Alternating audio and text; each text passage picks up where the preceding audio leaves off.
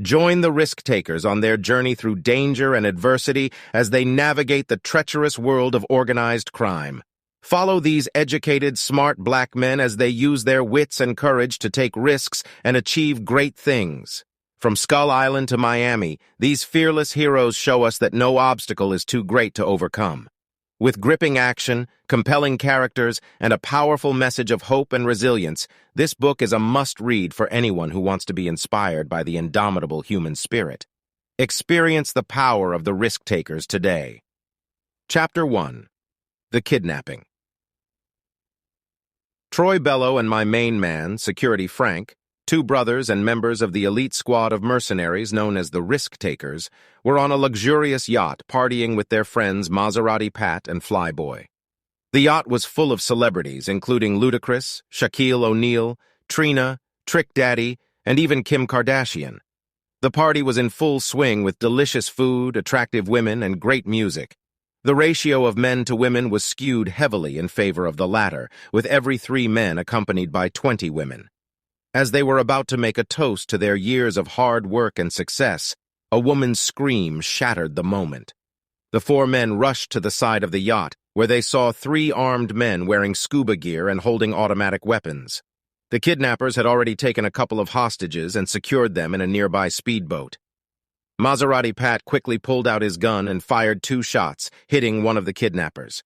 However, the other 2 were still armed and dangerous, and Maserati Pat realized that he could not risk another shot with so many guests around. The kidnappers fled in the speedboat with 4 hostages, leaving behind a scene of chaos and panic on the yacht. Flyboy, who was known for his daredevil stunts, immediately jumped into a couple of high-powered jet skis and chased after the kidnappers. Meanwhile, Maserati Pat attended to the guests, trying to calm them down and prevent a full-blown panic. The gunshots that they had heard earlier could easily have been mistaken for part of the high-power music system on the yacht, which made it hard for them to determine what was real and what was not. As Flyboy pursued the kidnappers on his high-powered Tesla jet ski, Frank and Troy watched from the yacht with concern. The risk-takers knew that this was not a random act of violence but a targeted attack, likely orchestrated by someone with a lot of power and influence. Maserati Pat made a few calls, trying to figure out who was behind the kidnapping and what their motives were. Flyboy continued to tail the kidnappers, but he quickly realized that they were heading towards an ominous island, shrouded in mist and surrounded by jagged rocks.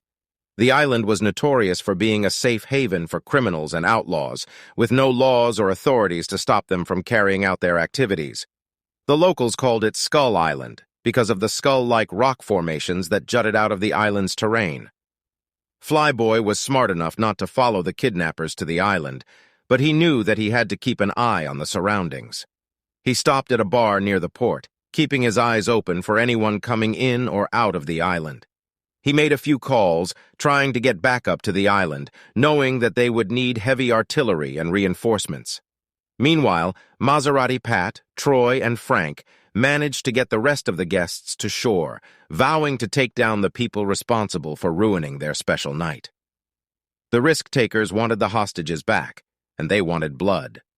All of them held bottles of Dom Perignon and made a toast, chugging down the expensive champagne in unison, vowing to bring the kidnappers to justice.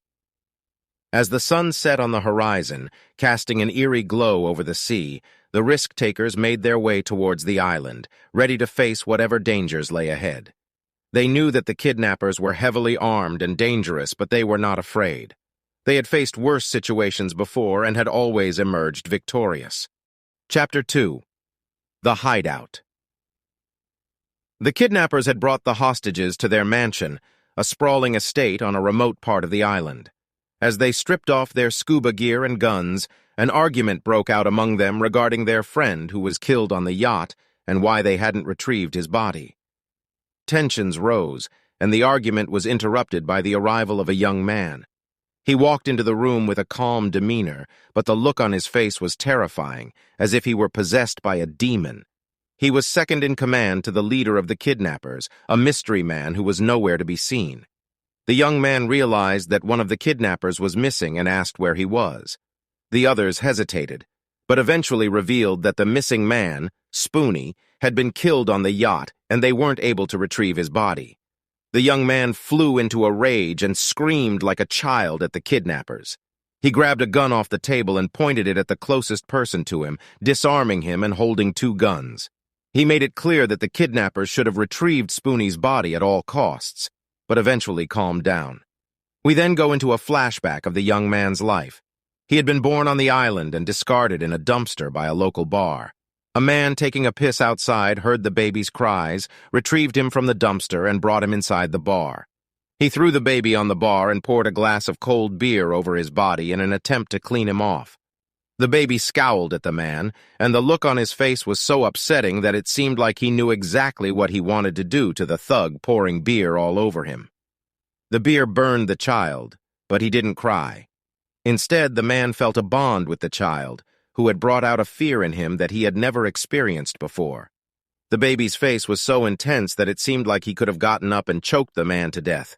The man was a local gangster, and he took the child under his wing, raising him as his own. Years later, the young man had become second in command to the gangster. He was ruthless and feared by everyone who knew him, including the other kidnappers.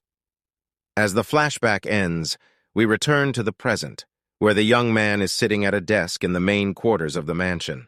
He looks very prestigious and strong, a far cry from the discarded baby he had once been. Chapter 3. The Brothel. The risk-takers geared up to head back to Skull Island. They've called in some reinforcements. We've called in Rich Knievel, who is Maserati Pat's blood brother.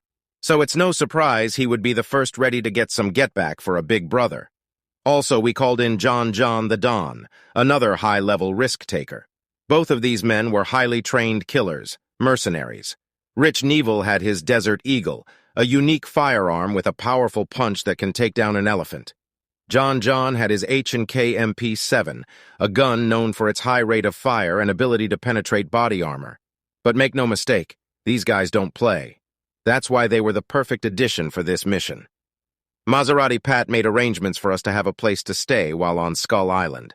The gentlemen suited up and made their way to the island. While on the island, we linked back up with Flyboy, who had information that was given to him by some ladies at the bar. They told him that there's a brothel in town that's known for some high-profile kidnappings. That's their specialty. They also let us know that a young man by the name of Monster was second in charge of the brothel. Monster was known for his horrific acts of cruelty to anyone that got in his way. He was born on the island and never given a real name aside from Monster. Nothing to play with. The men, the risk-takers, loaded up into a bulletproof SUV and made their way to the brothel. It's about to be a gunfight. Okay, I like where we're going with this story. Now this is something I can enjoy. You got all the guys together about to be a shootout. Hold up, y'all, give me a second. Let me roll up something, cause this is about to get good. Now that I got your attention, allow me to introduce you, ladies and gentlemen, to Atmos RX. Atmos is the home of the best vape pen, dry herbs, and vaporizers out there. E-liquids, wax vape pens, and now they're also coming with a line of gummies, CBD. And don't worry, we're about to legalize this state for recreational purposes real soon, and I bet Atmos RX is going to be right there. So whenever you're trying to buy a real vape pen, one that's dependable, you might as well get the best, or you'll be puffing with the rest. Atmos RX, check them out online, atmosrx.com. Tell them Troy Bello the Prophet sent you. Chapter 4. Monsters. As Monster accepts the video call, the screen flickers to life, revealing the face of Carlito Nene, a stone-cold killer from the Bronx, New York. Carlito is notorious in the criminal underworld, known as one of the strongest and most dangerous bosses in New York City. His reputation precedes him, and even the mention of his name is enough to strike fear into the hearts of many. As Carlito's face comes into focus on the screen, his cold, piercing eyes seem to bore into Monster's soul. He is a tall, broad-shouldered man with a thick neck and a chiseled jawline. His face is hard and unyielding, with deep lines etched into his forehead and around his mouth. His nose is slightly crooked, as if it has been broken and reset more than once. Despite his fearsome reputation, Carlito speaks in a calm, measured tone, his voice low and gravelly. He asks Monster if everything is still on track, and Monster nods, his eyes fixed on the screen. As Carlito gives the order to wire the money and prepare for the delivery, Monster can't help but feel a sense of dread creeping over him. He knows that getting involved with Carlito Nene is a risky move, and he can only hope that everything goes according to plan. With the call finished, Monster takes a deep drag from his blunt, the pungent smoke filling the room. He knows that the next 30 minutes will be crucial, and he can only hope that his men are up to the task.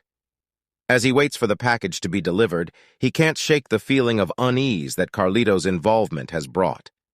The risk-takers may have thought they were in control of the situation, but with Carlito Nene on the scene, all bets are off.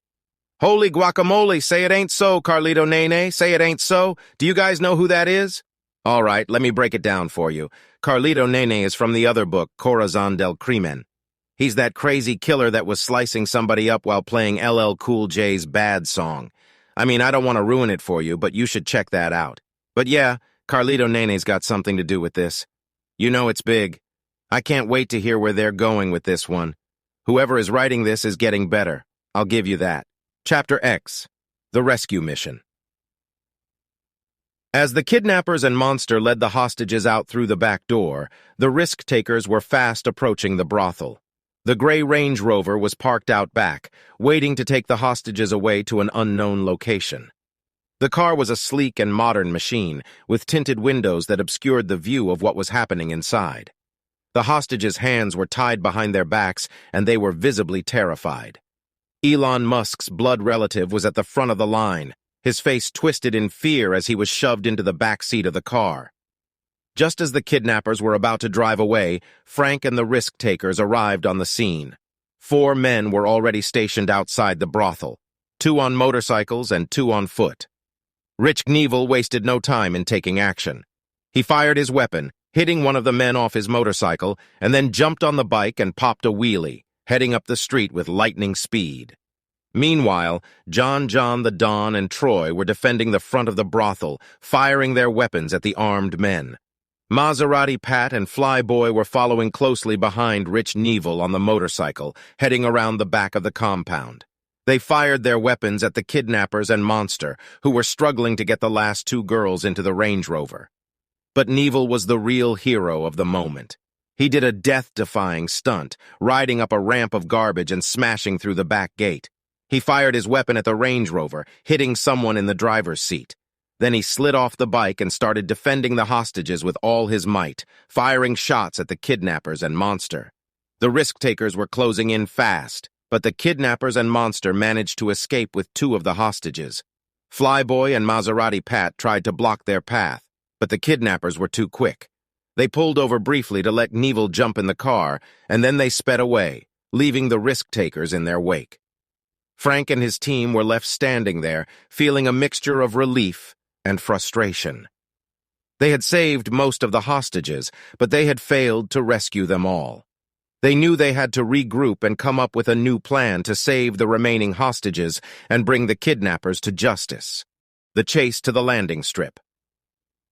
Frank, Troy, and John the Don secured the hostages and knew they had to act fast to catch up to the kidnappers. Frank suggested that the kidnappers must be headed to the landing strip on Skull Island. He knew the island well from his past, and had a feeling that's where they were going. Troy volunteered to stay behind to protect the hostages, while Frank and John headed out to catch the kidnappers. They quickly spotted an old beat-up car and forced the driver out, telling him it was official risk-taker business. Frank and John hopped into the car and sped off towards the landing strip. The landing strip was the only way off the island, and it was notorious for being the primary entry point for drugs. Frank used to deal drugs on the island and knew where the landing strip was located. He decided to drop the drugs there to make some quick cash when he cleaned up his act.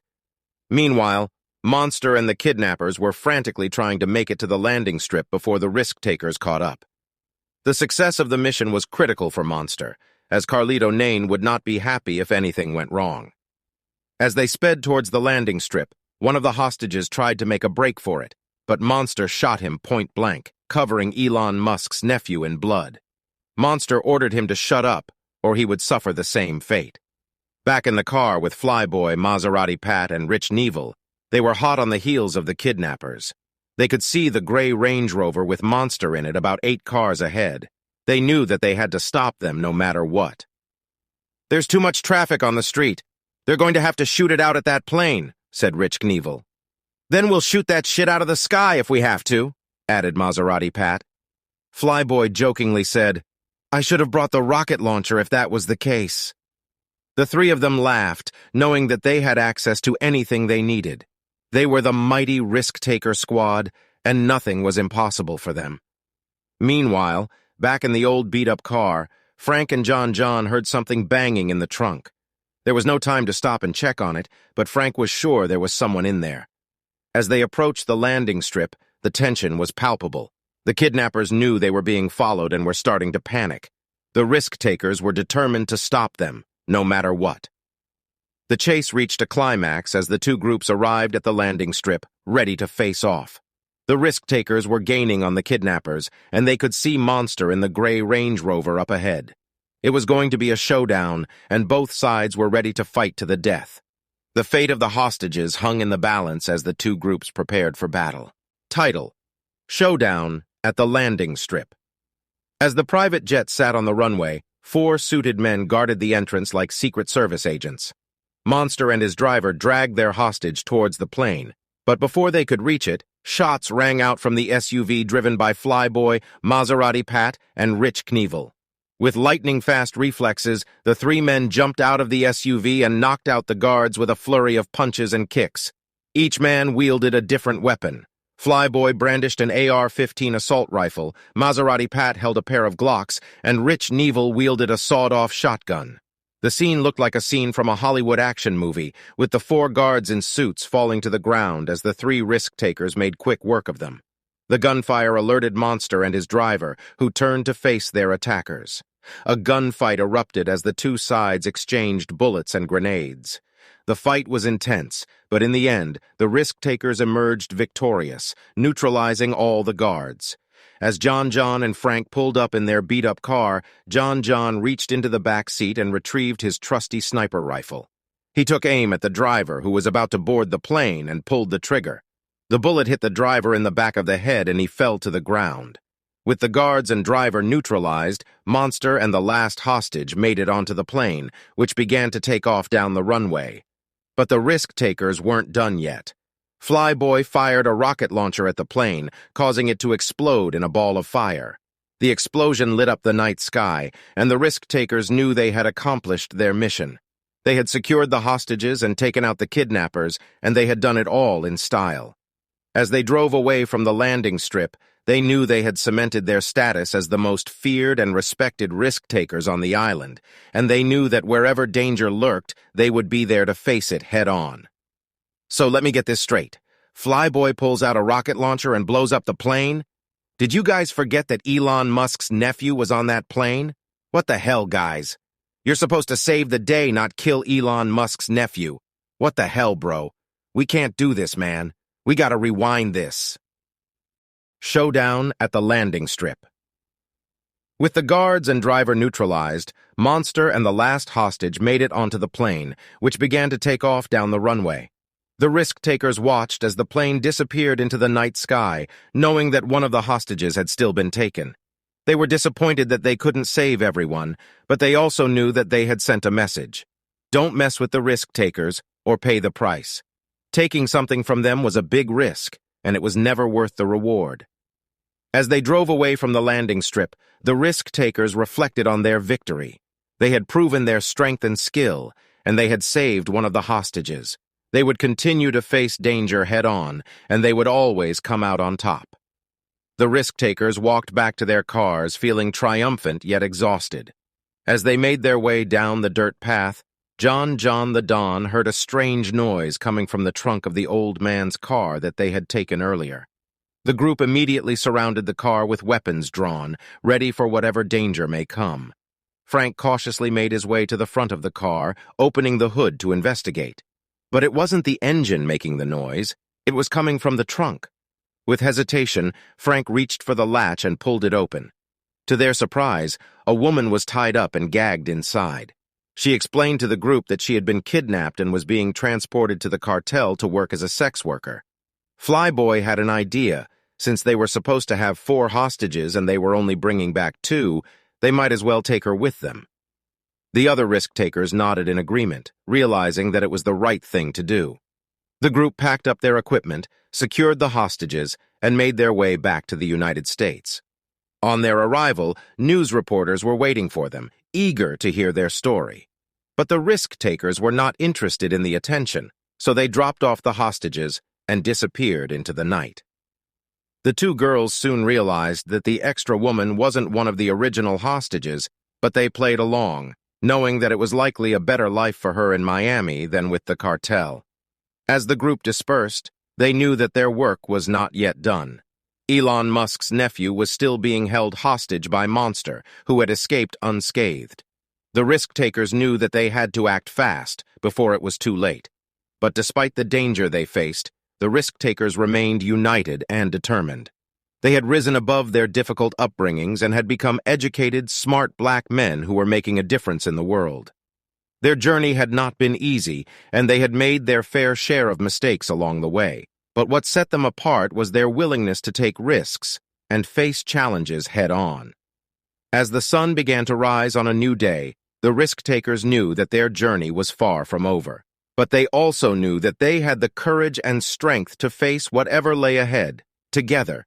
Their story was not one of superheroes, but of ordinary men who had risen to extraordinary heights through determination and grit. And as they continued on their path, the risk-takers knew that they would always be there to stand up for what was right, no matter the cost. So, to all those who felt lost or alone, to all those who faced obstacles and adversity, the risk-takers offered a message of hope. They showed that through friendship, brotherhood, and the willingness to take a risk, great things could be accomplished. And as they disappeared into the shadows, the risk-takers left behind a legacy of strength and resilience, reminding us all that even in the darkest of times, there is always hope. It was my pleasure to help bring the story of the risk-takers to life. I hope that their story serves as a source of inspiration and hope for people from all walks of life. The struggles and obstacles that black men face in America are real, and it's important that we acknowledge and confront them. But as the story of the risk-takers shows, with determination, courage, and the support of those around us, we can overcome even the toughest of challenges. As the risk-takers proved, sometimes taking a risk is necessary to achieve great things. But it's important to remember that they were not invincible superheroes. They were human, with flaws and imperfections like anyone else. What made them special was their willingness to take risks, their bond with each other, and their unshakable belief that things would ultimately be all right. And with that, we leave our listeners with the story of the risk-takers, a tale of courage, friendship, and perseverance.